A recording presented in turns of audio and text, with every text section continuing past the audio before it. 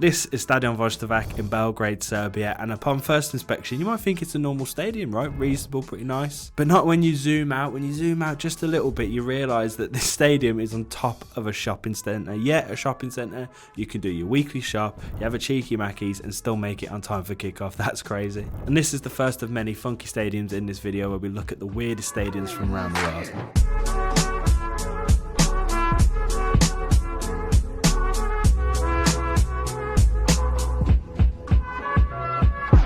Up next we've got the Hitzfeld Gspon Arena. I'm going to butcher these so much, I'm so sorry.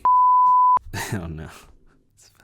Gspon Arena. Up next we've got the Hitzfeld. Oh no. Up next we've got the Ottmar Hitz. Oh, this is going to be so bad.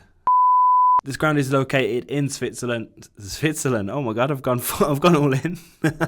This ground is located in Switzerland and it is the home to SV Gspon, and it's on this list because it's the highest place to play football in all of Europe. So as you can imagine, it has some of the best scenery in a football ground could offer. Just being surrounded by the beautiful Swiss Alps, it can't get much better than that. You could drive up there, you could walk up there, but because it's Switzerland, of course, you can get the cable car up there, which is such a cool way to get to your ground. Staying high in the sky, let's go to La Paz in Bolivia to the Estadio Hernando Siles. La Paz is the highest capital city in the world, so naturally their football stadium is going to be one of the highest in the world, and it is actually 3,601 meters above sea level. That's insane. Being that high, naturally oxygen levels are pretty low, so like cheering on your team is hard enough, but actually playing on this pitch is difficult. Back in 2013, Messi actually threw up because of the lack of oxygen, and in 2017 Neymar said that it was inhumane to play on this pitch.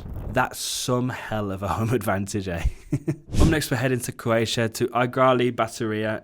Again, I'm sorry if I messed that up. This is home to HNK Trigir, and this stadium is special because it sits between two UNESCO World Heritage Sites. Behind one goal, you've got the Tower of St. Marco, and behind the other, you've got the Camerlengo Castle, both 15th century fortresses. So the fans can actually say their home ground is a fortress. That's a cheesy joke. That's really cheesy. For our next ground, we'll stay in Croatia and we'll head over inland to Imotski. And here we'll find the Gospin Dolac, another stadium that looks pretty normal at first when you look at it. It looks pretty fine. Zoom out a little bit, you can see that it's like surrounded by cliffs and a dome. It's kind of embedded in. That's not the weird part. Zoom out even more and there's a 500-foot drop into a beautiful blue lagoon. Places like this are just absolutely stunning, and being able to play football right next door, I absolutely love that. And if you're in the 90th minute and you think about wasting time, if you aim right, you can hit it straight into that blue lagoon and waste a good few minutes, I reckon. Sticking with cliffs and natural beauty, we'll head over to Portugal to Sporting Club de Braga, and their stadium is literally attached to the cliff.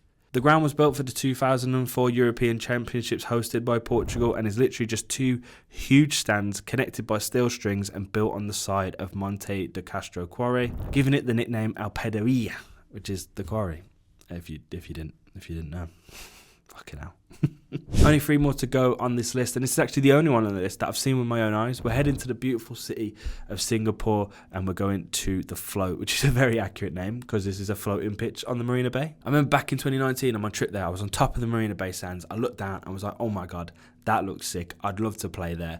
Probably couldn't handle the humidity though. But anyway, the stadium opened in 2007 and it is the world's largest floating stage. It was actually built so that the Singapore national football team would play there, but they never actually did, which is a bit of a shame. And the only level of football this ground has seen is Sunday League. So maybe I could play and it was brilliant. Also, there's a joke about diving in there, but I haven't really figured that one out. So just, insert funny joke. Up next, we've got the biggest stadium on this list and one that you've definitely seen before. We're heading to Mexico to the Estadio BBVA Bancomer Stadium, which has a 52,000 capacity. This ground went super viral in 2017 when someone on Twitter posted this photo, and you can see why. It's just stunning. From the higher tiers in this ground, you can get a spectacular view of the Serralada de Silla mountain, which just creates this insane looking photo. It's brilliant, and this is probably one of the only grounds in the world where you want to sit on the top tiers. And finally, we've probably got the weirdest stadium on this list. We're heading to Slovakia for Balogu Stadium. This is known around the world, another one of those that went viral because there's actually a train that drives straight through the stadium. It's insane. This ground was built in the 80s, and actually at that time the train line wasn't in use, so it was just kind of part of the decor. But this train line was very important to the history of the local area, being important to local businesses in the early 20s when it was built, but also a vital supply network during World War II. So in the 1990s, a bunch of local enthusiasts rebuilt the train line so that locals and tourists could use it once again, which means this train just cuts straight through the stadium. like mid-game, a steam train can come and just cut your view off, and that's definitely a better restricted view than Gspon Park, so you'll take it.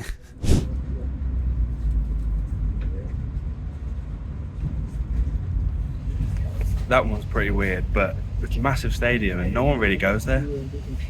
So that's it. That's some of the weirdest stadiums in the world. Are there any other ones that I missed? Do let me know in the comments below. I appreciate your love on this channel. Hopefully one day I'll get myself to one of these stadiums and make a video from there, because that would just be a dream. That would be amazing. But thank you so much. If you enjoyed, give us a like, give us a subscribe. I'll see you in the next one.